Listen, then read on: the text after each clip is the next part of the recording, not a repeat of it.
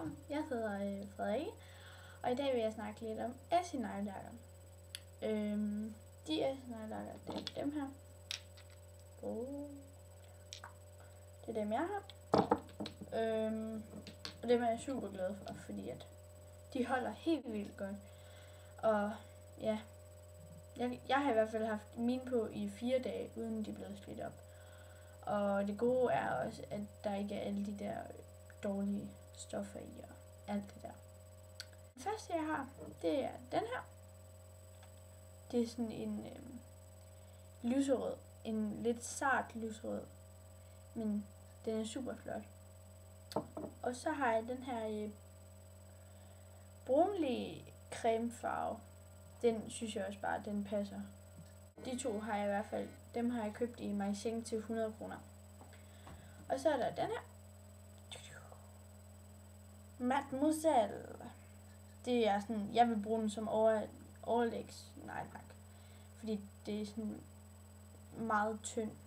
Så ellers skal man i hvert fald lægge den på mange gange. Det kan man også.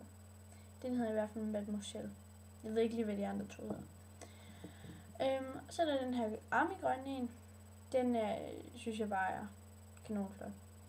Det er sådan, den er bare flot. Der er sådan lidt shiny over den, men ikke helt vildt meget. Man kan ikke rigtig se det. Den hedder Soy Posket. Jeg ved ikke, om jeg udtaler det rigtigt, men sådan vil jeg tro, det hedder. Og så er der den her meget stærke mørkegrønne en. Den er virkelig, virkelig flot. Og den sidste, min 6 Essie-neglelakker er Mint Candy Apple. Super langt, flot navn. Det er sådan en turkis grøn, mintgrøn. Men hvis jeg skulle ud på en favorit, så ville det nok være den her Soy Posket.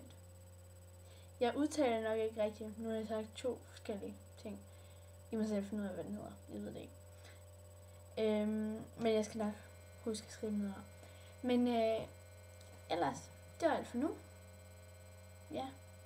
Hvad tid at skrive en lille kommentar eller et eller andet, hvad jeg har lyst til. Ha' det godt. Mit navn er Frederikke Andersen. Hej.